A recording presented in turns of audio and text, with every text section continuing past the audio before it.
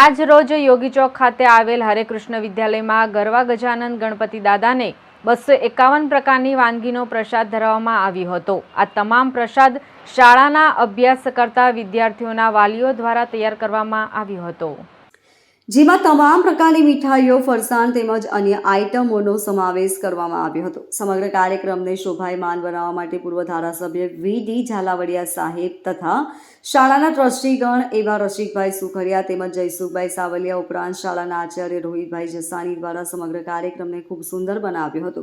શાળામાં ગણપતિ દાદાની થીમ વિદ્યાર્થીઓ સાથે શાળાના એચઓડી હાર્દિકભાઈ પટેલ દ્વારા 7 દિવસ સુધી સતત કામ કરીને ઇકો ફ્રેન્ડલી થીમ બનાવવામાં આવી હતી। ઉપરાંત ગણેશજીની પ્રતિમા સાંડુ માટીમાંથી બનાવવામાં આવી હતી, જેનું વિસર્જન શાળાના કેમ્પસમાં જ કરવામાં આવશે, જેથી કરીને પર્યાવરણને પણ સુરક્ષિત રાખી શકાય।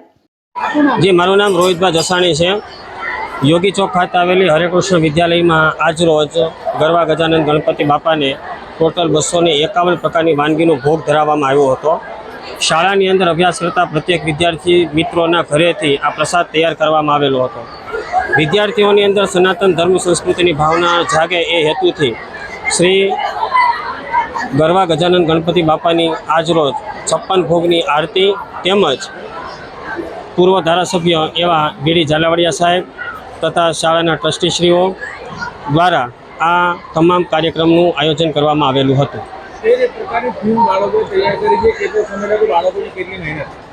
ટોટલ આ થીમ તૈયાર કરવા માટે બાળકોએ 7 થી 8 દિવસનો સમય રાખ્યો। આખી થીમ ઇકો ફ્રેન્ડલી થીમ છે। સુરત શહેરની અંદર યોગી ચોક વિસ્તારમાં નંબર 1 ઉપર આપણી થીમને સ્થાન આપવામાં આવેલું છે। આયોજન છેલ્લા 10 વર્ષથી હરે કૃષ્ણ વિદ્યાલયની અંદર આ આયોજન થાય છે। આજે કઈ પ્રકારનો કાર્યક્રમ હતો?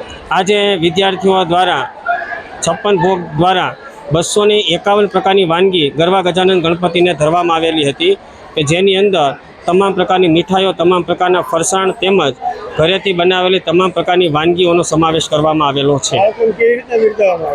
તમામ બાળકોને આપણી શાળાની અંદર રહેલી આ કાર્યક્રમમાં જેટલા બાળકોએ ભાગ લીધેલો હતો, આ થીમ જે બાળકોએ તૈયાર કરેલી હતી, આ થીમની એક પ્રકારની ઇમેજ દરેક બાળકોને ભેટ સ્વરૂપે આપવામાં આવેલી છે, કે જેથી કરીને ભવિષ્યની અંદર આ તમામ બાળકો આ સ્મૃતિ ભેટ ઘરે રાખી અને તેમનું પૂજન અર્ચન ઘરે પણ કરી શકે।